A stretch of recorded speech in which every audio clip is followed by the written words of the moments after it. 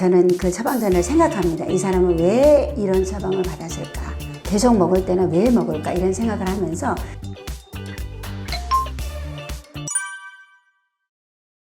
안녕하세요. 반갑습니다. 저는 송정숙 약사라고 하고요. 현재 부산 영도구에서 만수약국을 경영하고 있습니다. 저는 유튜브 송약사의 건강상식을 운영하고요. 최근에 통증과 염증을 동시에 잡는 송약사의 영양소요법을 펴내게 되어서 작가로도 활동하고 있습니다. 저는 이 책에서 고령화 사회에 통증과 염증으로 고생하는 분들이 많고 장기적으로 진통제 복용하는 분들이 굉장히 많기 때문에 진통제만 먹을 것이 아니라 어떤 그 염증의 원인, 통증의 원인을 해결하는 영양소요법으로서 우리 건강한 삶을 누릴 수 있도록 이렇게 도와주는 그런 이야기를 책에 썼습니다. 오늘도 그와 같은 말씀을 여러분께 드려볼까 합니다.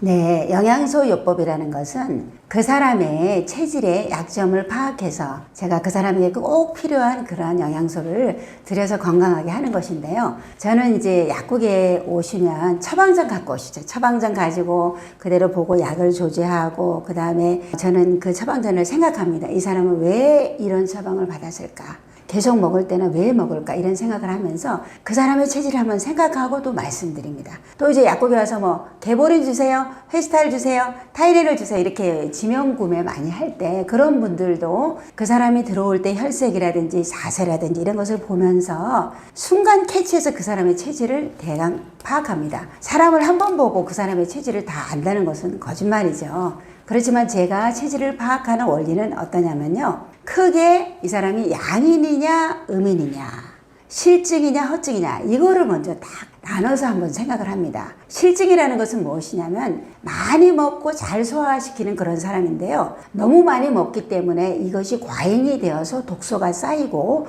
간에 열이 쌓이고 그래서 이런 사람들은 해독하는 영양소, 간의 독을 빼주는 그런 영양소를 쓰는 게 좋고 열을 빼줘야 됩니다. 그 다음에 얼굴이 좀 창백하고 말소리가 작고요. 또 머리카락도 가늘고 이런 분들이 오시면은 이런 분들이 허증이라고 보는데요. 대개는 이제 위와장이 약합니다. 이런 분들 위와장을 도와줘야 되고 부족한 영양소를 채워줘야 되죠. 혈액이 부족한 사람에게는 혈액을 이렇게 보충하는 철분을 드리고 근육량이 부족한 사람은 아미노산 제제를 드리고 이런 식으로 부족한 영양소를 채워주는 그런 요법을 하고요. 또 양인 같은 경우에는 굉장히 에너지가 넘치고 기가 활발합니다. 대신에 열이 많기 때문에 진액이 부족해요. 그래서 진액을 부족하는 영양소를 채워드리면 되고요. 또 음인들은 잘 움직이기를 싫어하고 대사가 안 되고 붓고 좀 몸이 차갑고 이런 성질을 갖고 있습니다. 그래서 이런 분들에게는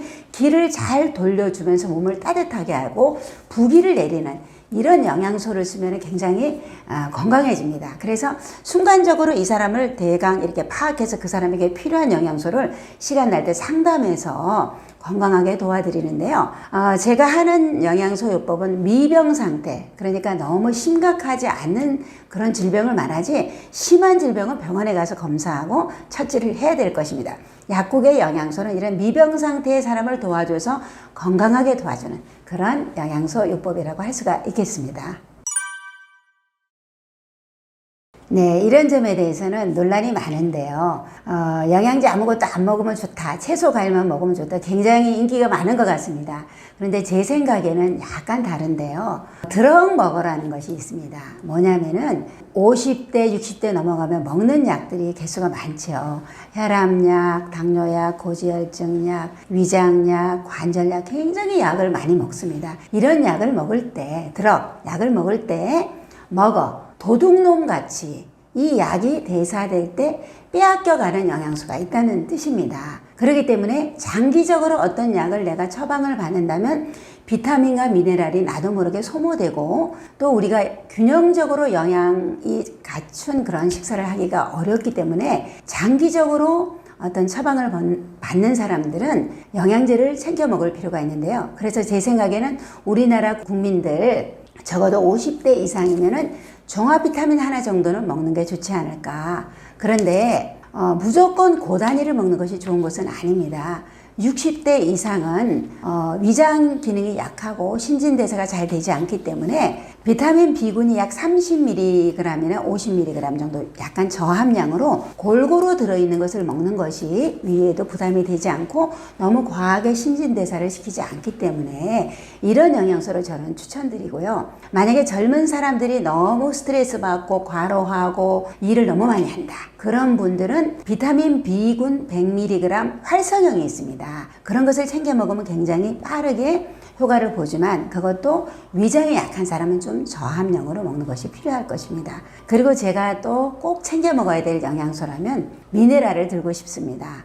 현대에는 토양이 산성화되면서 과거에 비해서 사과 한 알에 들어있는 비타민과 미네랄 함량이 굉장히 약하다는 말씀 많이 들어보셨죠? 그렇기 때문에 비타민 미네랄이 부족하기 때문에 채소 과일로 부족한 것이 많지 않을까 이런 생각을 해보고요. 우리나라 정수기가 너무 좋습니다. 그래서 미네랄까지 다 이렇게 걸러가지고 이렇게 정수기로 만드는 그런 것이 많기 때문에 이 정수기 물로 제가 열대어에게 물을 줘봤더니 곧바로 죽어버려요. 그렇기 때문에 미네랄이 굉장히 부족하기 쉽다. 그래서 칼슘, 마그네슘, 미량 원소가 골고루 들어있는 미네랄은 챙겨 먹는 것이 좋지 않을까 이런 생각을 합니다. 네, 영양제를 고르는 팁을 말씀드리면요. 어떤 것이 과연 좋을 것인가. 활성형이라는 그런 말이 있는데요. 활성형이라는 것은 무엇이냐면 예를 들어서 비타민 B12를 먹었을 때 시아노코발라민이라는 것이 있고 메틸코발라민이라는 것이 있습니다. 이랬을 때 시아노코발라민을 먹으면 메틸 형태로 메틸기가 붙어 있어야지 활성형이 돼서 몸에서 잘 쓰이기 때문에 가능하면 활성형이라고 되어 있는 이런 비타민을 고르는 것이 좋을 것입니다. 보통 의사 선생님께서 어떤 비타민이 필요한 환자들에게 어떤 팁을 말씀하시냐면 센트룸 드세요. 아니면 B콤 드세요. 두 가지를 제일 많이 말씀하시더라고요. 그런데 그 비타민이 가장 좋아서 그럴까? 그렇다고는 생각하지 않고요. 가장 이름이 친숙하기 때문에 그런 비타민 두 가지를 언급하는데요. 센트룸 같은 경우 조성을 보면 골고루 들어있긴 한데 굉장히 함량이 약해요. 우리나라 비타민 B군 같은 경우는 적어도 30mg인데 센트룸 같은 경우는 2점 몇, 3점 몇 이런 것만 골고루 들어있기 때문에 미국의 슈퍼에서 마음대로 사는 것입니다. 그래서 신토불이라고 하는데 우리나라 비타민이 최고라고 그런 생각이 들고요. 적어도 우리나라는 골고루 굉장히 믿을만하게 만들어졌다 이런 생각이 듭니다.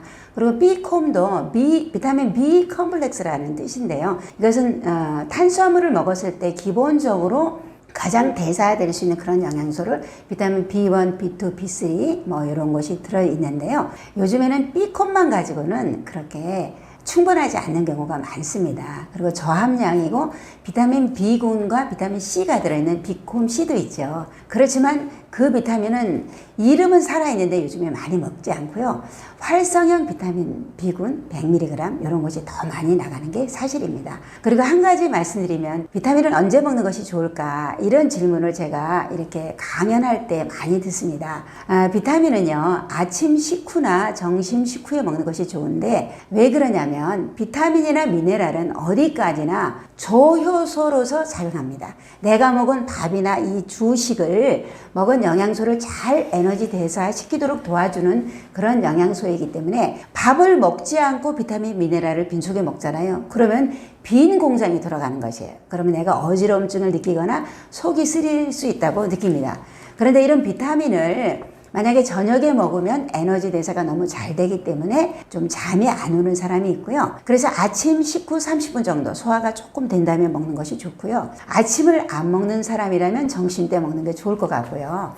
지용성 비타민이 있습니다. 비타민 D나 오메가3 같은 경우는 식후에 즉시 먹으면 그리고 찬물로 먹지 말고 미지근한 물로 먹으면 이런 것들은 기름 종류이기 때문에 잘 흡수가 되기 때문에 이런 점을 생각하셔서 비타민 영양소를 챙겨 먹으면 될 것 같습니다. 최근에 어떤 제품들은 남성형 for woman, 포맨 이런 식으로 이름을 붙인 그런 영양제들이 나오는데요. 그것이 큰 의미를 두고 있지는 않습니다. 여성들에게 좋은 성분이 조금 첨가돼서 여성용, 남성의 뭐 성기능을 강화하는 뭐 이런 쪽으로 좀 더 첨가가 된 것 같은데 너무 그런 것에 개의치 않고 남자나 여자나 몸의 대사기관이 크게 다르지 않기 때문에 너무 개의치 않아도 된다고 생각합니다. 이것은 제가 사람의 체질을 파악할 때 사용하는 그런 방법인데요. 저는 체질을 파악할 때 두 가지 이론을 참고로 하고 있습니다. 한 가지 이론은 한방학적인 개념인데요. 오행과 계규라는 이론입니다. 오행은 목화토금수라 그래서 이런 오행을 인체의 오장과 대비를 해가지고 간 기능은 목이다, 신 기능은 수다 이런 식으로 이제 대비를 하는데요. 이 오장이 겉으로 드러난 구멍으로 나타난다. 그것을 계규한다 이렇게 표현합니다. 예를 들어서 내가 눈이 충혈이 잘 되고 눈의 흰자위가 누리끼리하고 자꾸 다르기가 난다. 눈이 건조하고 따갑고 아프다 이랬을 때 보통은 안약 하나 주세요 이런 식으로 약국에 와서 안약을 사갑니다. 또 아니면 눈이 침침하면 루테인 지아잔틴 주세요 이런 식으로 말씀을 많이 하는데요. 이렇게 안약이나 눈 영양제만 눈을 도와줄 수 있는 것이 아니고 눈의 기능은 간의 기능이 계규했다. 눈으로 표현된다는 것이죠. 그래서 눈 영양제나 안약도 좋지만은 간의 기능을 이렇게 해소하는 예를 들어서 실리마린 제제라든지 또 아르기닌 제제라든지 쓸개즙을 잘 나오게 하는 우루사라든지 이런 식으로 간 기능을 해독하게 되면은 눈의 문제가 없어지기 때문에 좋아진다. 또 한 가지 예를 들면 신장이라는 것은 단순히 한방에서 신은 신장 기능을 말하는 것이 아니고요.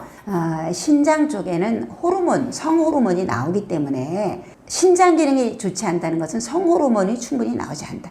이 신장의 기능은 귀로 계규한다 이렇게 말을 하거든요. 신하면 귀 쪽에 어지럼증이나 이명증이나 이석증이 잘 생길 수 있다 이렇게 보는 것이죠. 그래서 이명증이 왔을 때 사실은 이비인후과에서 신경안정제라든지 어지럽게 하는 약, 또 타나민 같은 혈액순환제를 처방하는데요. 그런 약도 먹지만 사실은 임시적으로 도와주는 것이고 신의 기능을 도와주는 한방약으로서는 육미지황탕이라든지 또 영양소로서는 부신 기능을 강화하는 영양소를 쓰게 되면은 귀의 문제도 좋아진다.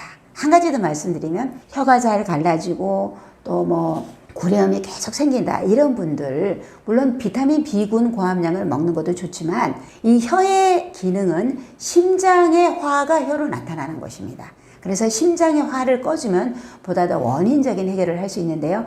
예를 들어서 청심원으로 심장의 화를 꺼준다든지 천황보심당 같은 한약제로 편안하게 이렇게 할 수 있는 제제를 쓰게 되면은 보다 더 비타민 B군만 썼을 때보다 구내염이 잘 이렇게 해결되는 경우가 많기 때문에 저는 이렇게 오행과 계규 이론을 바탕으로 해서 겉에 드러난 모양을 어떤 기관과 상관이 있을까? 원인이 되는 그런 것을 영양소로서 다스리는 그런 요법을 하고 있습니다.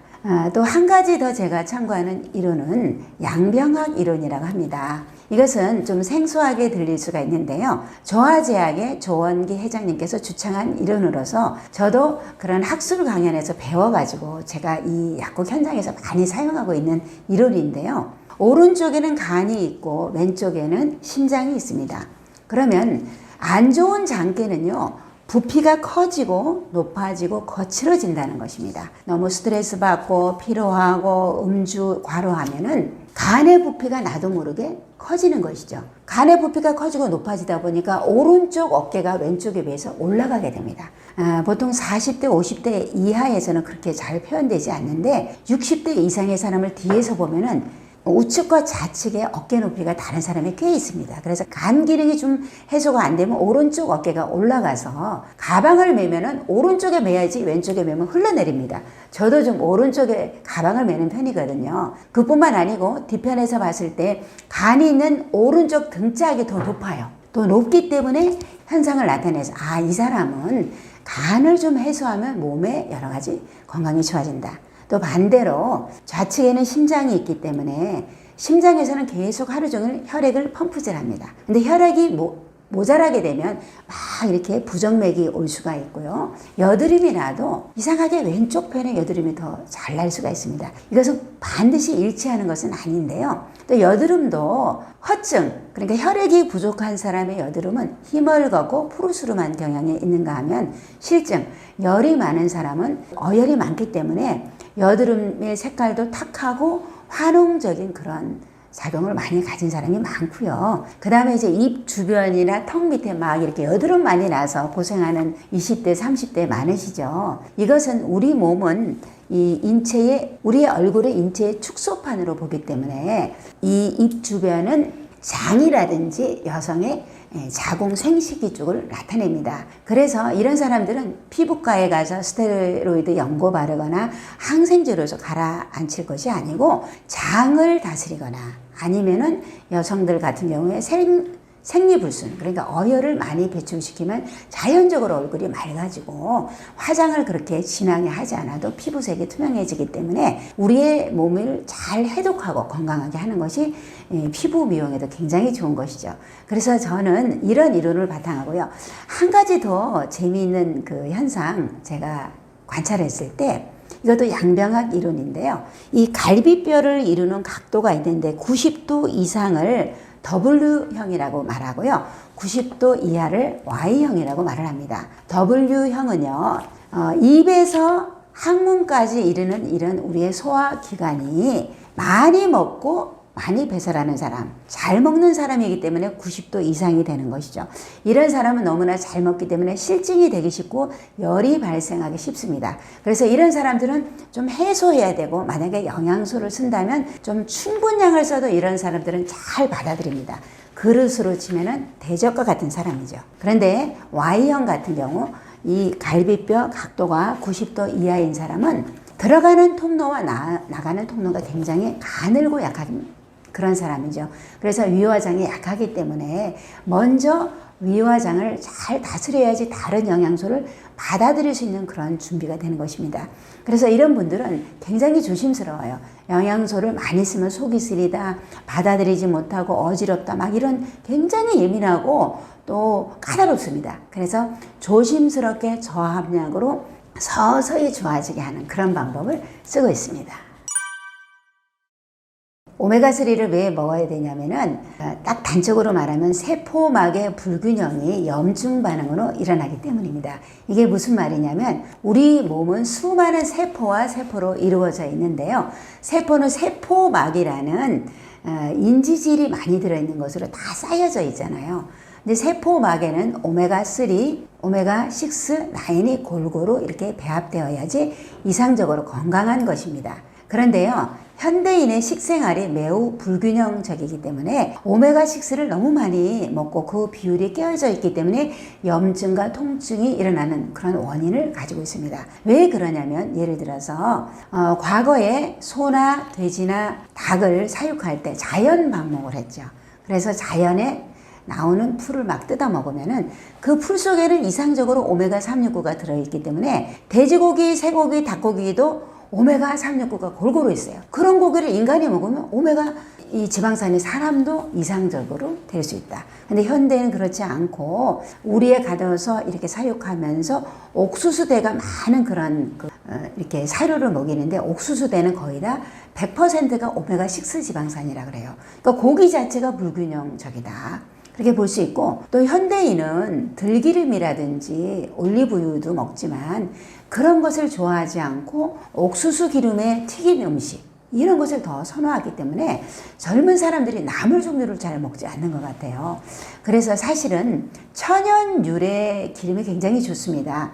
과거에 우리나라에서는 필수 지방산이 부족했기 때문에 보름에는 호두나 잣이나 이런 견과류를 깨물게 해서 피부를 좋게 하고 부스럼을 예방하는 그런 전통적인 좋은 면이 있었고요. 지중해 사람들은 지금도 올리브유를 많이 먹음으로써 지중해 식단을 가지기 때문에 건강하다고 알려져 있습니다. 이렇게 각 나라마다 좋은 기름을 먹으려고 애를 쓰는데요.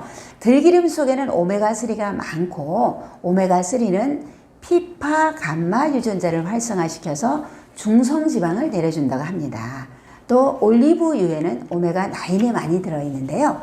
오메가9은 피파 알파 유전자를 활성화시켜서 콜레스테롤을 내려준다고 논문에 나와 있고 이것은 공인된 내용입니다. 그렇게 먹으면 좋겠죠. 그런데 들기름도 한 달 이내에 짠 저온 압착 들기름을 냉장고에 호일에 싸가지고 하루에 한두 스푼 먹으면 최고로 좋은 모체 필수 지방산이 되는 것입니다. 요즘에 후쿠시마 원전 사고 때문에 어유에 들어있는 오메가 지방산을 먹기가 또 굉장히 꺼림칙한 이런 시대가 되고 있습니다. 굉장히 정말 먹거리가 안전한 먹거리가 적어지고 있는데요. 그런 것을 염려하시는 분이라면 들기름이나 올리브유를 많이 먹으면 좋고요. 또 요즘에는 식물성 오메가 들기름으로 만든 것도 나오고요. 또 아마씨유에도 오메가3가 굉장히 많이 들어있는데 아마씨유는 GMO에 문제가 있기 때문에 천연으로 먹는다면 들기름 종류가 굉장히 좋다고 생각합니다. 그래서 이렇게 오메가3를 충분히 먹는 것이 좋은데요.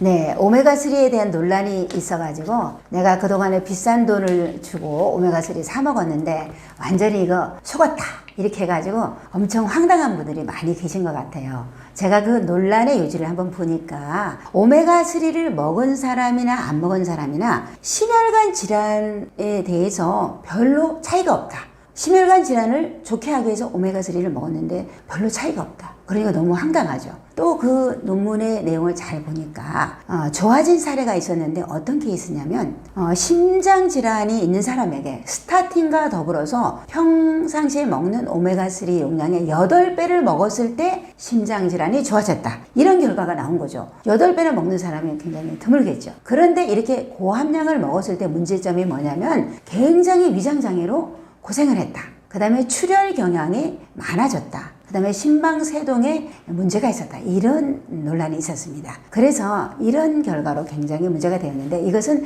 심장질환에 대한 문제지 오메가3 자체가 나쁘다는 그런 생각이 안 듭니다. 이것에 대해서 제가 곰곰이 생각했을 때 한 가지 해법을 제시를 한다면요. 사실 물고기 어유를 이렇게 추출하면 그 속에 오메가3 함량은 약 30% 정도 들어있습니다. 그러니까 30% 정도가 들어있는 이런 오메가3를 먹어서는 우리의 인체의 불균형적인 오메가 지방산을 교정하는 데는 굉장히 부족한 함량이라는 것이죠. 제가 그동안에 공부할 때도 우리의 인체를 교정하기 위해서 오메가3를 먹는다면 굉장히 고함량을 먹어야지 효과가 있다. 이런 내용을 익히 알고 있었습니다. 그러면 어떻게 하면 되느냐? 요즘에는 30% 함량의 오메가3는 잘 판매가 되지도 않고 먹지 않습니다. 대개 RTG 오메가를 먹고 있습니다.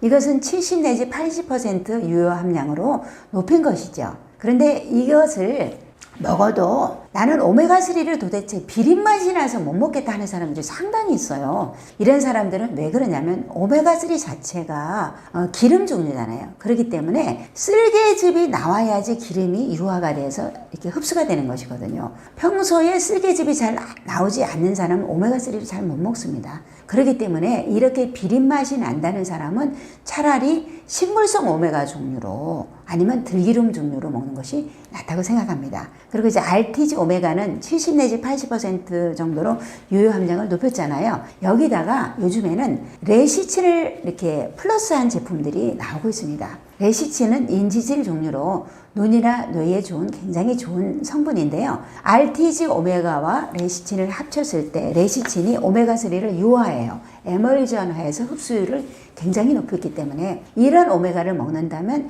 우리가 원하는 그런 목적을 좀 달성할 수 있지 않을까 이런 생각이 들고요. 또 요즘에는 아스타잔틴을 플러스한 그런 오메가3도 많이 이렇게 제품을 출시하더라고요. 아스타잔틴은 해조류의 헤마토코쿠스라는 것을 크릴새우나 뭐 게나 이런 그 갑각류들이 먹었을 때 붉은 빛을 띠게 되죠. 아스타잔틴은 붉은색을 띠는 것인데요. 이 아스타잔틴의 항산화력이 비타민C에 무려 6,000배나 달한다고 합니다. 그래서 사실은 심혈관 질환을 예방하기 위해서는 LDL 콜레스테롤이 그 혈관 내벽으로 들어가서 산화가 되면은 이것이 죽상동맥경화를 일으키는 것이거든요. 산화되지 않게 RTG 오메가에 아스타잔틴을 넣는 것은 굉장히 심혈관 질환에 좋은 방법이고요. 또 오메가3 자체가 기름이기 때문에 어차피 항산화제를 넣어야지 좋은 제품이 되고, 만약에 기름이 쪄든다면 우리 몸에 더 나쁜 결과를 얻을 수 있을 것입니다. 그래서 대개의 오메가3에는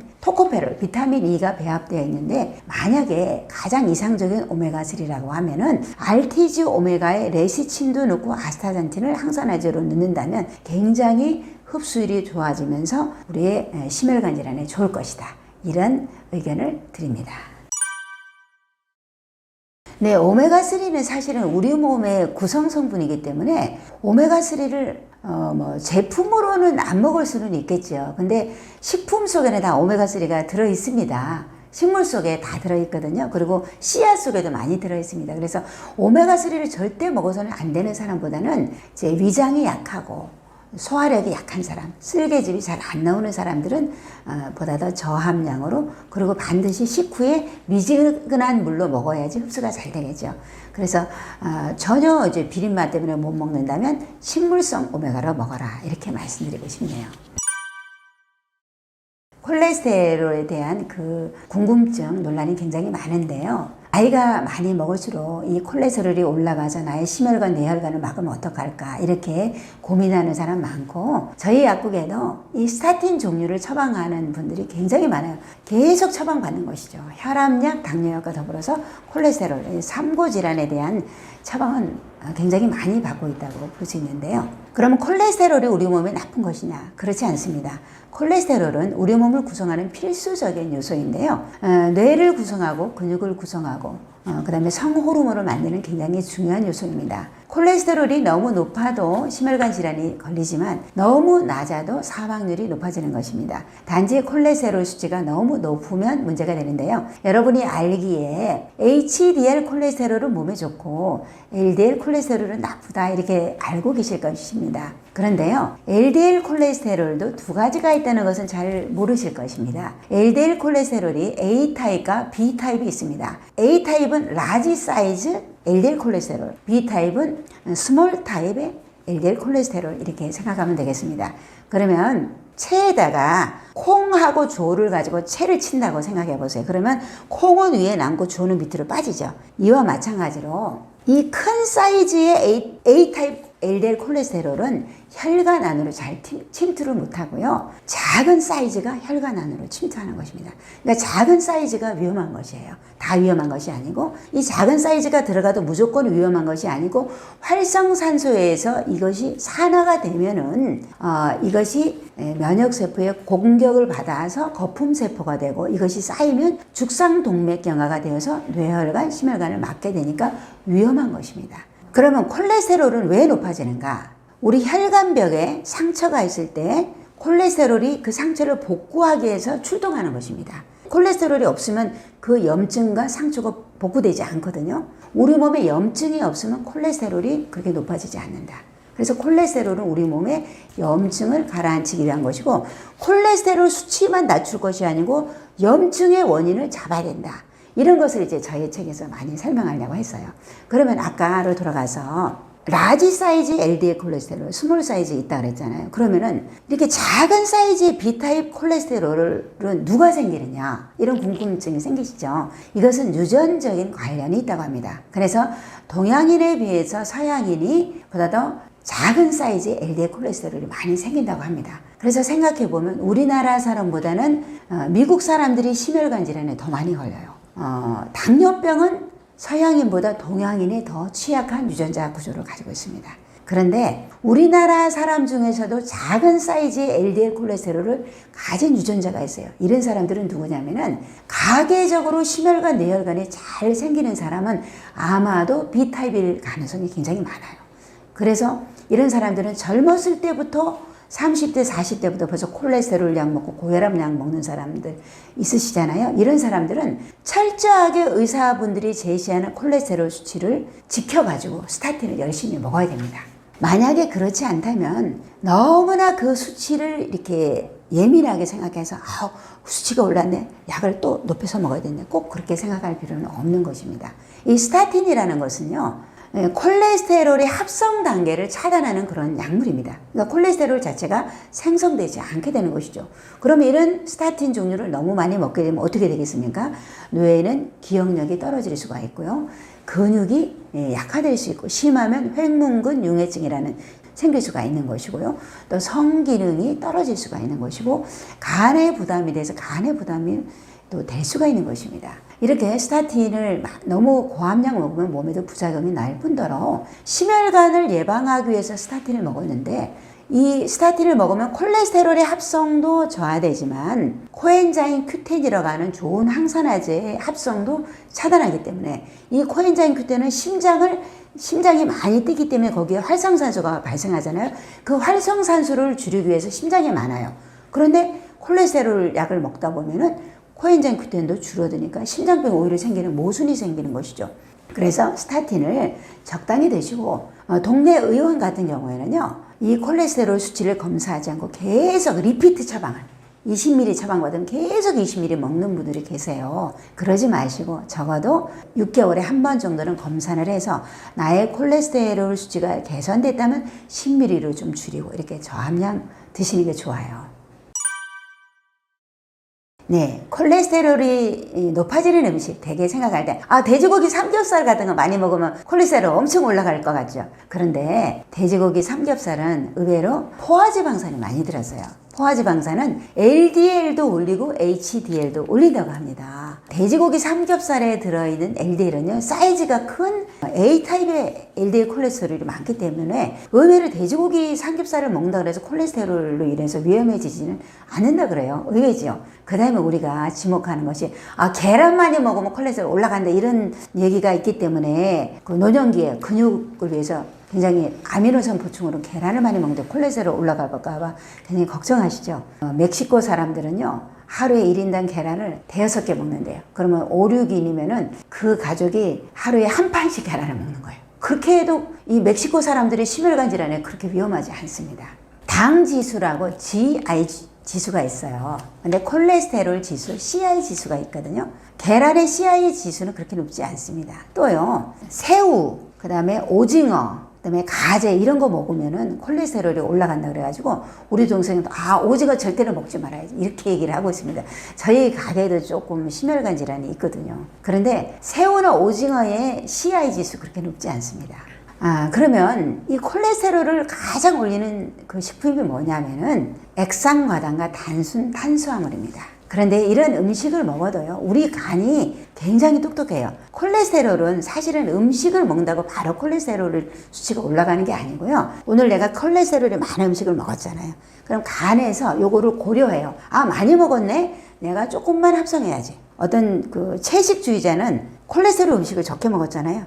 적게 먹었구나. 많이 합성해야지. 이렇게 간이 굉장히 똑똑하다는 거예요. 그런데 음식을 먹은 것을 고려하는 그 퍼센트는 20%밖에 지나잖아요. 그러니까 음식에 의해서 콜레스테롤이 올라갔다 내려갔다는 것이 20%에 불과하고 나머지 80%는 간에서 합성하는 것이다. 이렇게 생각할 수 있고요. 그러면 액상가당을 먹었을 때는 어떠냐면은 간에서 액상가당이 먹은 것을 고려하지 않고 액상가당을 많이 먹어도 간에서는 합성할 거 그대로 합성한다. 그래서 액상가당이 위험한 것인데요. 액상가당은 현대인의 그 식품 첨가물이 거의 다 들어가죠. 예를 들어서 콜라, 사이다 같은 음료수, 과자, 제빵류, 케이크 이런 것에 전부 다 들어가는데요. 액상가당이라는 것이 무엇이냐면 옥수수 전분은 거의 100% 포도당이거든요. 이 옥수수 전분을 효소 처리하면 50% 정도가 과당으로 바뀝니다. 이게 액상가당이에요. 그러면 이것이 포도당보다도 당 지수가 더 낮다는 거예요. 당 지수가 낮으니까 안전한 식품이네 이렇게 오해를 한다는 것이에요. 적당한 단맛을 주면서 당 지수도 낮기 때문에 모든 식품 첨가물에 거의 다 들어가서 현대인의 단맛을 사로잡고 있습니다. 그런데 이것을 먹으면 과당이라는 것은 바로 에너지원으로 쓰이는 것이 아니고 포도당이 되어야지 에너지원이 돼요. 포도당이 TCA 사이클로 들어가서 ATP를 만들거든요. 그러면 과당은 간에 들어가서 포도당으로 전환이 되어야지 에너지원으로 쓰입니다. 그럼 내가 먹은 액상가당은 어디로 들어가냐면 간으로 다 들어가서 지방간을 만들기가 굉장히 좋고요. 또 당뇨병과 비만의 원인이 되는데 왜 액상가당이 당뇨병의 원인이 되냐면 포도당과 과당의 구조식은 비슷한데요. 벤젠고리를 보면은 포도당의 벤젠고리보다 과당의 고리가 잘 열려요. 오픈이 된다는 거예요. 그러면 이 과당의 벤젠고리하고 단백질하고 결합을 해서 당독소를 잘 만들어요. 당뇨가 있는 사람은 머리부터 발끝까지 끈끈한 당독소가 돌아다니면서 적혈구하고도 결합하고 효소 호르몬이 다 단백질이거든요. 그러면 당분하고 단백질이 결합해서 우리 몸을 다 끈끈하게 당화시키기 때문에 당뇨 합병증을 만들고 그 다음에 비만의 주 원인이 되는 것입니다. 그래서 액상가당을 많이 먹으면 당뇨 합병증이 더 많이 올 수 있다. 비만이 올 수 있다. 이렇게 생각할 수 있어요. 정제를 많이 한 단순 탄수화물, 흰쌀밥이라든지 밀가루 음식이라든지 이런 것을 많이 먹게 되면은 지방으로 쌓이고 이것이 중성지방이 되어서 결국은 LDL 콜레스테롤을 올리기 때문에 콜레스테롤의 주범이 되는 것입니다. 한 가지 더 콜레스테롤을 올리는 그 원인 중에 하나가 의외로 커피가 있습니다. 조각 케이크 한 잔하고 커피 마시면서 담소를 즐기시는 분이 많을 텐데요. 한국인의 어떤 그 트렌드랄까 이렇게 된 것 같습니다. 근데 커피 속에는 여러 가지 성분이 있는데요. 카페인 에시드라는 것은 항산화제예요. 그래서 커피도 굉장히 좋은 항산화제가 들어있고요. 카페인은 각성작용이 있기 때문에 학습 능력과 집중력을 향상시키기 때문에 커피를 먹게 되면 굉장히 공부도 잘 되고 기억력이 좋습니다. 그런데 그 속에 카페스톨이라고 하는 성분이 있습니다. 이것이 바로 콜레스테롤을 올릴 수 있어요. 어떤 원리냐면은 간에서 콜레스테롤을 만들어 가지고 쓸개즙으로 배설을 시키게 됩니다.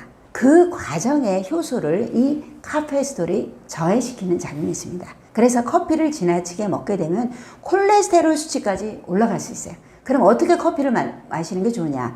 바로 거름망에 걸르게 되면은 그런 커피를 먹으면 카페스톨이 걸러진다고 합니다. 근데 대개의 테이크아웃 커피는 이렇게 거름망을 거르지 않은 커피가 많기 때문에 만약에 커피를 너무 많이 마신다면 거름망에 먹는 커피를 하면 콜레스테롤이 오른 것을 예방할 수 있겠죠. 커피 전문점에서 커피 마시고 조각 케이크 마시고 이러면은 콜레스테롤이 올라갈 수 있다는 점, 이런 말씀 드리고 싶습니다. 그래서 말씀을 정리하면은요, 스타틴이 너무 많이 먹으면 오히려 몸에 굉장히 부작용이 있을 수 있다. 콜레스테롤이 올라가는 것은 염증 때문에 올라가는 것이고 오히려 우리의 세포막을 이루는 지방산을 교정해서 염증이 생기지 않으면 어떻게 지방산을 교정하느냐. 오메가6 지방산이 많은 것을 오메가3로 교정하고 요즘에는 고순도의 감마리놀렌산이 나오기 때문에 이런 것을 먹게 되면 영양소로서 나의 염증이 많은 세포막이 교정되기 때문에 염증이 덜 생기고 콜레스테롤 때문에 위험해지는 일이 적기 때문에 영양소 요법으로서 내 건강을 챙기고 스타틴도 줄이고 이렇게 하면 좋을 것 같습니다. 네, 요즘에 채소 과일식이 굉장히 히트를 치고 있는데요. 그러면 내가 과일을 많이 먹으면 혹시 당이 오르지 않을까? 과일에 있는 당이 과당, 과일의 당이라고 해서 과당이라고 그러잖아요. 이런 점에 대해서 궁금하게 생각하시는 분이 많이 있으실 것 같습니다. 동물과 사람이 과일을 먹는 방법이 좀 다릅니다. 이 동물들에게는요, 머루라든지 이렇게 산에 있는 이 과일이 에너지의 중요한 보급원이에요. 그래서 날아가는 새들이 이게 열매를 먹고 과당을 섭취하기 때문에 생명력을 얻고 살아가는 것입니다. 그런데 새들이나 짐승들은요, 결코 껍질을 까서 먹지 않아요. 그대로 먹는 것이죠. 이 과일의 껍질 속에는요, 굉장히 좋은 성분들이 들어있는데 왜 그러냐면 햇볕에 나오는 자외선으로부터 그 과일을 지키고 그다음에 해충이라든지 비바람 같은 외부의 환경에서 그 과일을 지키는 아주 좋은 성분들이 과일 껍질 속에 들어있기 때문입니다. 예를 들어서 포도에는 라스베라트롤이라고 하는 항산화제가 들어있는데요. 프랑스 사람들이 미국 사람보다 육류를 더 많이 먹는데요. 그런데 왜 미국 사람보다 프랑스 사람들이 심혈관이 덜 걸리냐? 그 이유가 적포도주를 많이 마시기 때문인데 적포도주의 그 포도 껍질 속에 라스베라트롤이 많이 있기 때문에 항산화 효과 때문에 심혈관 질환에 덜 걸린다, 이런 연구가 있거든요. 그 다음에 사과 껍질 속에는 퀘르세틴이라고 하는 항산화제가 들어있고요. 또 포도 씨 속에는요, EGCG라고 하는 OPC 항산화제가 많이 들어있어요. 왜 씨 속에 이런 항산화제가 들었을까? 바로 씨 속에는 그 식물의 DNA가 보존되어 있기 때문에 DNA를 지켜야 되기 때문에 좋은 항산화제가 들어있는 거예요. 그래서 할 수만 있던 포도 씨도 갈아서 우리가 먹는다면 굉장히 몸에 좋습니다. 동물들은 결코 껍질을 깎지 않고 먹는다. 그런데 사람들은 어떻게 먹습니까? 식사를 하고 나서 후식으로 과일을 먹는데 껍질을 까서 먹고요. 거기다가 또 시럽이나 설탕까지, 토마토에 막 설탕 쳐서 먹는 분들 계시죠? 이렇게 먹으면 어떻게 되겠습니까? 밥을 이미 먹은 데다가 과일을 먹으면 이 위 속에서 발효가 되죠. 당이 또 올라갑니다. 그래서 요즘에는 밥 먹기 전에 따로 채소나 과일을 먹어라, 이런 것이 유행하는데 굉장히 좋다고 생각하고요. 만약에 채소 과일식을 한다면 가능하면 껍질까지 먹는 방법으로, 그리고 과일 비율보다는 채소 비율을 좀 더 높여서 먹는 것이 좋고요. 당뇨 환자들은 아무래도 과일의 당을 좀 조심하는 게 좋습니다. 예를 들어서 10월 달에 단감이 많이 나와서 단감 좋아하시는 분들 많잖아요. 단감 시절에는 어김없이 당이 올랐다는 분이 굉장히 많아요. 그러니까 무한정 과일은 괜찮다 생각하는 것보다 제 생각에는 과일의 당도 적당하게 먹는 것이 좋다고 생각합니다. 네, 하루에도 굉장히 많은 사람들이 약국에 가서 제일 많이 말하는 것은 타이레놀, 탁센, 그 다음에 여성들이 먹는 EGN6 이브라고 되어 있는 거, 레이디, 이런 거 전부 다 생리통약이죠. 생리통약도 굉장히 많이 사갑니다. 그 다음에 결려가지고 아파가지고 근육 이완제와 소염 진통제 케이스도 굉장히 많이 나가고요. 또 어르신들은 어딘가가 아파가지고 진통제를 많이 찾으시는데요. 파스도 많이 사가잖아요. 파스의 대부분 성분이 소염 진통제입니다. 파스도 역시 진통제 종류라고 생각하면 되겠습니다. 아니면 이제 한방 성분이 들어있는 것도 많지만 소염 진통제 성분이 더 파스에 많이 들어있습니다. 그래서 이렇게 굉장히 진통제를 많이 찾는 편이고요. 진통제가 없다면 인간의 삶이 너무나도 고통스러울 것입니다. 또 한 가지, 치통약도 굉장히 많이 나가요. 그래서 이가 아픈 것은 극심한 통증인데 단순히 충치 때문에 오는 것이 아니고 어르신들이 잇몸이 나빠가지고 이 잇몸에 대해서 아파서 소염 진통제와 더불어서 잇몸약을 이렇게 세트로 사가시는 분들도 굉장히 많아요. 잇몸은요, 스트레스 받거나 몸의 컨디션이 안 좋거나 너무 피로하면 잇몸이 부어버리거든요. 그래서 잇몸은 민감하게 나의 건강 상태를 표현하는 곳이기 때문에 잇몸 진통제, 치통약도 굉장히 많이 나가는 편입니다. 네, 진통제가 듣는 그런 그 원리는요, 우리의 그 지방산, 세포막에 있는 지방산이 오메가3과 6과 9로 이루어졌다고 말씀드렸는데요. 오메가6가 많으면 이것이 아라키돈산이라고 하는 오메가6 지방산으로 많이 배사가 되거든요. 아라키돈산은 염증성 프로스타글란딘으로 만들어져요. 여러 가지 프로스타글란딘의 이름이 있는데 대표적으로 PGE2라는 것이 있습니다. 이것이 만들어지면 이것이 염증과 통증을 일으켜요. 아스피린이나 덱시부프로펜, 이런 그 이부프로펜과 같은 소염 진통제를 엔세이드라고 합니다. 말초성 소염 진통제죠. 이 엔세이드는 어떤 원리를 가지고 있냐면 PGE2가 생기기 전에 이것을 만드는 효소가 있는데 콕스 효소라고 있습니다. 콕스 효소는 아시는 분이 많아요. 콕스1과 콕스2가 있는데요. 아스피린이나 이부프로펜, 덱시부프로펜은 콕스1 저해제입니다. 콕스1이 생기지 않으면 염증성 프로스타글란딘이 생기지 않기 때문에 아스피린이나 이부프로펜을 먹으면 염증과 통증이 안 생겨서 안 아픈 거예요. 그럼 가장 많이 먹는 타이레놀은 어떤 원리로 먹는 것이냐? 이것은 콕스를 저해하는 것이 아니고 폭스라고 하는 효소를 저해하는데요.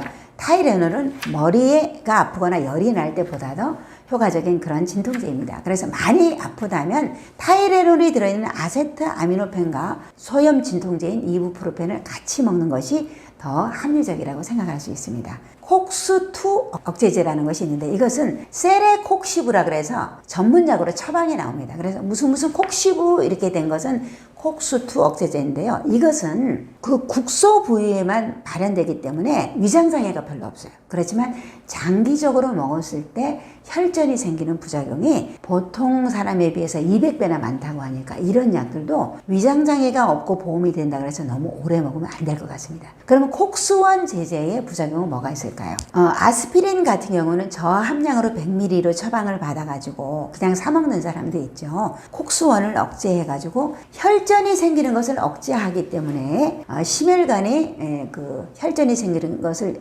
예방하기 위해서 심혈관계 예방 목적으로 아스피린 100ml를 먹습니다. 그렇지만 이런 노인들 분 중에서 멍이 많이 들어있는 분들이 계십니다. 이런 분들은 지나치게 혈전을 억제하기 때문에 이렇게 혈관이 너무 자주 터지는 것이죠. 이런 분들은 의사분과 상의해서 매일 아스피린 100ml 드시지 마시고 이틀이나 3일에 한 번씩 먹는 것이 좋고요. 여러분이 알고 계시지만 수술을 한다든지 치과 치료를 받을 때는 며칠간 쉬고 먹는 것 여러분 잘 아실 것입니다. 콕스원은 우리 몸 전체에 다 분포하고 있는 그런 효소입니다. 이것을 억제하다 보면 가장 많은 부작용은 아무래도 위장장애입니다. 엔세이드와 같은 이런 소염 진통제를 먹으면 위산 분비가 너무 많아져요. 그래서 속이 쓰리게 됩니다.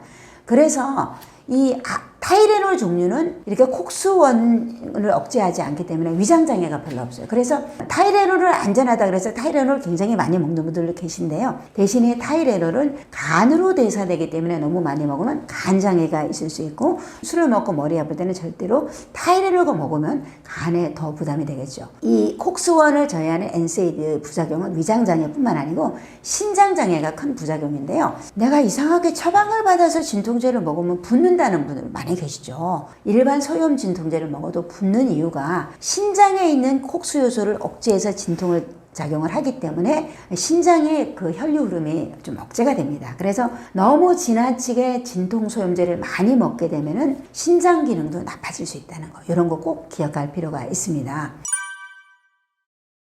척추관 협착증이 과거에는 큰 문제가 없었다고 합니다. 왜냐하면은 60세 정도 되면 환갑잔치 할 정도로 그 정도 살다가 죽었는데 요즘에는 인간의 수명이 2배 이상으로 늘어났습니다. 그래서 고령화가 될수록 척추의 문제가 많은데요. 가장 큰 원인은 자세가 잘못됐기 때문입니다. 그래서 제가 봐도 앉아있거나 서있거나 똑바른 자세를 하지 않는 사람이 굉장히 많고요. 또 집에 일하고 와가지고는 편하게 소파에 이렇게 탁 기대가지고 리모컨 돌리면서 자세가 똑바르지 않는 사람 많고요. 앉아서 작업을 많이 하는 사람들도 똑바른 자세를 하지 않는 경우가 굉장히 많습니다. 학생들도 그런 경우가 많고요. 휴대폰 때문에도 이제 자세가 똑바르지 않는 경우가 굉장히 많죠. 이렇게 되다 보면 50이 넘어가면 척추가 이제 똑바르지 않고 문제가 되는 거죠. 휘는 사람도 많고요. 거기다가 이제 사고를 당하면은 디스크가 탈출한다든지 그래서 여러 가지 원인으로 척추가 똑바르지 않은 사람이 많습니다. 그래서 척추 질환을 다스리려고 하면은 먼저는 자세 교정이 굉장히 필요한데요. 저도 사실은 이 자세에 대해서 문제가 있는 사람이에요. 제가 오른쪽 다리하고 왼쪽 다리 길이가 좀 다르거든요. 어렸을 때 약간 저런 경험도 있어요. 어느 날 보니까 제가 골반이 틀어졌다는 거예요. 오른쪽 다리는 좀 짧고 왼쪽 다리가 길거든요. 그래서 참 좀 우습게 생각하실 수도 있지만 제가 이렇게 약국에서도 막 움직이잖아요. 그러면 왼쪽 발바닥은 각질이 생겨요. 오른쪽은 안 생기고. 대신에 오른쪽은 양말이 계속 돌아가면서 벗어져요. 그러니까 제가 왼쪽 다리가 기니까 이거를 중심으로 계속 돌아가는 그런 자세를 취한다는 것이죠. 제가 이 자세로 계속 있다 보면 왼쪽 다리가 고관절에 있는 데가 찌릿찌릿하면서 신경증이 생겨요. 이런 약점을 갖고 있기 때문에 이게 이제 허리까지도 여파가 올 때가 있거든요. 그래서 저는 아침에 일찍 일어나가지고 산에 가서 야산에 운동기구가 많잖아요. 야산 밑에. 그래서 여러 가지 이렇게 몸을 풀면서도 꼭 하는 게 거꾸리 운동입니다. 다리를 걸고 온몸을 쫙 이렇게 하면은 일직선으로 펴기 때문에 허리를 똑바로 교정을 하게 되고요. 저의 잘못된 자세를 많이 교정해주고 목까지도 교정해주는 효과가 있기 때문에 일주일에 3, 4일 이상은 꼭 그 운동을 하고요. 이것을 했을 때하고 안 했을 때 무릎 관절이나 고관절에 느끼는 정도가 굉장히 다릅니다. 그리고 어떤 분들은 철봉을 하는데요. 철봉하는 것도 자세를 교정하고 똑바로 하는데 굉장히 도움되니까 녹내장에 있다든지 어지럼증 있는 분들은 거꾸리 운동 못 하거든요. 또 팔에 힘이 없으면 철봉을 못 하는데 이렇게 비스듬하게 생긴 나무가 있어요. 그런 분들은 비스듬한 나무에서 이렇게 거꾸로 하면은 자세 교정에 굉장히 좋으니까 이런 운동을 추천드리고 싶어요.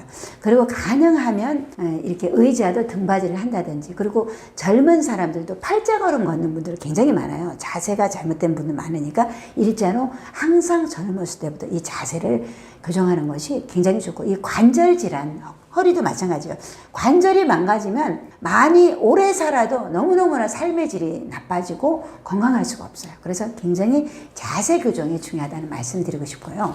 이 척추관절 질환 굉장히 어려운데 척추관 협착증이라는 것은 뭐냐면 척추관에 마치 이 관을 통해서 여러 가지 전선들이 들어가듯이 우리 신경과 혈관이 지나가는 것입니다. 그런데 살아가다 보면 이 자세가 잘못 틀어지니까 이것이 이렇게 척추관이 안에 자꾸 휘어지고 좁아지고 이물질이 생기다 보면 이 척추관이 좁아져서 협착이 일어나서 신경을 누르니까 그 이하 허리부터 다리까지 찌릿찌릿한 그 질환이 바로 척추관 협착증인 것이죠. 그래서 심하면은 수술과 시술을 해야 됩니다.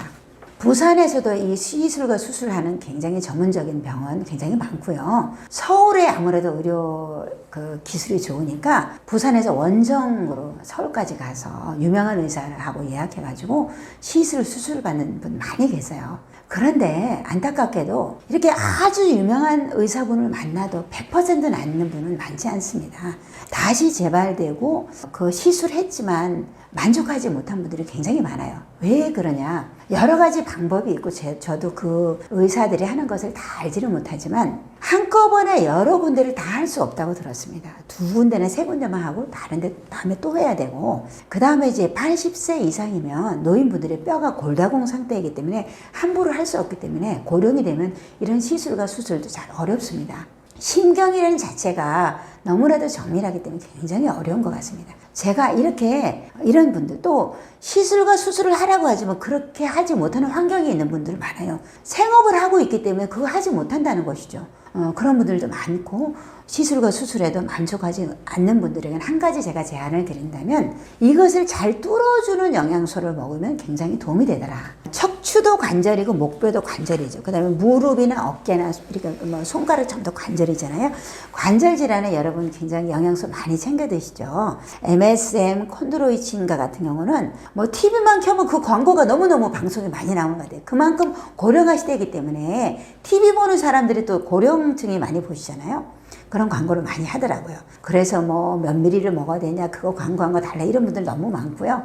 그런데 뭐 콜라겐도 있고 초록이 홍합도 있고 많이 먹잖아요. 이걸 먹어도 충분히 효과가 나는 분도 있지만 안 나는 분도 있어요. 왜 그럴까? 제가 볼 때 심하지 않는 분들은 빨리 좋아지는 경우도 있지만 그것이 영양소가 아픈 부위까지 도달하지 않는 문제가 있다, 이런 생각이 들어요. 척추관 협착증도 마찬가지입니다. 왜 그러냐면 60세 이상이면 우리 혈관이, 모세혈관이 한 40%가 막힌다 그래요. 동맥도 있고 정맥도 있고 모세혈관이 있는데 우리 몸의 90% 이상이 모세혈관입니다. 그런데 나이에 의해서 모세혈관이 막힌다는 거예요. 그래서 아무리 잘 먹고 운동을 해도 나이를 이길 수는 없습니다. 고령층이 될수록 MSM, 콘드로이친, 초록이, 홍합 먹어도 그 영양소가 모세혈관에 막혀서 잘 도달하지 않기 때문에 충분히 효과가 나지 않는 분들도 있고요. 또 척추관 협착증도 이렇게 막 막혀있기 때문에 어렵다. 그러면 이것을 뚫어주는 영양소와 같이 먹으면 효과가 배가 된다. 그래서 뚫어주는 영양소 중에서 가장 좋은 게 전칠삼 사포닌이라고 생각합니다. 그동안에는 은행잎 혈액순환제하고 나토키나제가 굉장히 붐을 이루었는데요. 나토키나제보다 훨씬 더 강력한 혈관 청소제가 바로 전칠삼 사포닌인데요.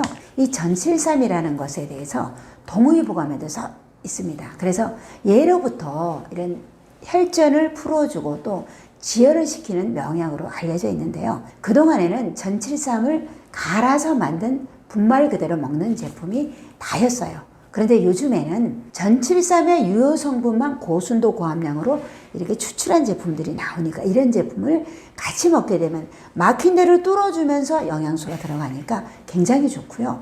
또 심한 사람들은 나노커큐민까지 플러스해서 척추관 협착증이 좋아진 예가 많은데 왜 그러냐면 나노커큐민은 NF-카파합이라고 하는 통증과 염증의 신호를 억제하는 작용이기 때문에 그 자체가 굉장히 어떤 통증 염증 질환에 도움이 되는 것 같습니다. 그래서 이런 분들은 혈전을 용해하는 나노커큐민과 전칠삼 사포닌을 한번 활용하면 굉장히 좋을 것 같습니다.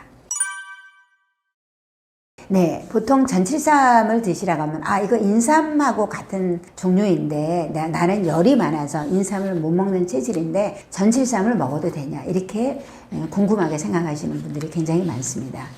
그런데요, 전칠삼은 인삼보다는 좀 약한 온성을 가지고 있습니다. 그래도 약간 따뜻한 성질을 가진 것은 맞습니다. 전칠삼을 그냥 분발로 먹었을 때는 거기에는 여러 가지 성분들이 있는데요. 장기적으로 복용했을 때 거기에 있는 강력한 성질을 가진 알칼로이드 성분도 계속 먹기 때문에 간의 기능이 좋지 않는 사람은 그냥 전칠삼 그대로 먹으면 간 기능에 무리도 올 수 있으니까 가능하면은 그대로 먹지 않고 그 유효 성분만 추출한 그런 제품을 먹는 것이 효과도 좋고 또 부작용을 줄일 수 있는 그런 방법이라고 생각합니다. 인삼은 대표적인 우리의 보약으로 알려져 있어서 대표적인 사포닌으로 RG1과 RB1이 있습니다. RG1은 교감신경을 활성화시켜서 굉장히 피로회복을 좋게 하고 집중력을 도와줍니다. RB1은 부교감신경을 활성화시켜줘서 마음을 편안하게 하는 것입니다. 우리나라의 인삼과 홍삼이 세계적으로 좋고 굉장히 좋은 보약으로 알려져 있습니다. 그런데 전칠삼은요, 노토진세노사이드 R1이라고 하는 별도의 사포닌이 있기 때문에 성질이 좀 다른데요. 혈전을 용해하는데 굉장히 좋습니다. 그러면 사포닌이라는 것이 무엇이냐면요, 거품의 성질을 가지고 있는 것인데요. 빨래를 할 때 때가 찌든 그 빨래를 비누로 빨면 비누 거품이 이 지용성과 수용성의 오물을 녹여가지고 빨래를 하게 되는 것이죠. 이와 마찬가지로 사포닌은 거품을 가진 성질로서 여러분이 잘 아는 도라지도 사포닌 종류로서 기관지, 가래에 굉장히 좋은 것으로 알려져 있잖아요.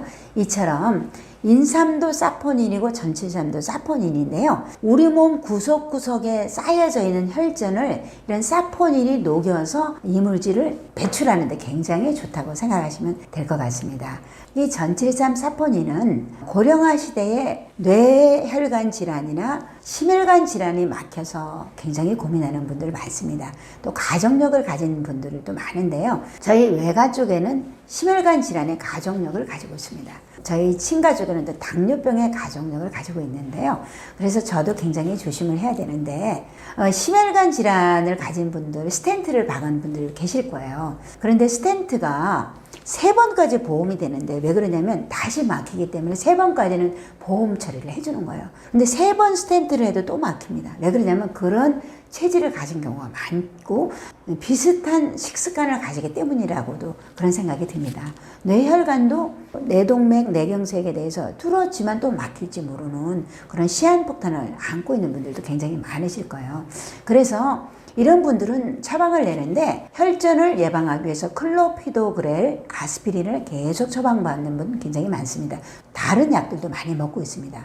이런 약을 드시더라도 전칠삼 사포닌 제제를 전문약을 먹으면 한 반 정도로 양을 줄여가지고 꾸준하게 먹고 검사할 때나 치과 치료할 때는 좀 쉬었다 드시고요.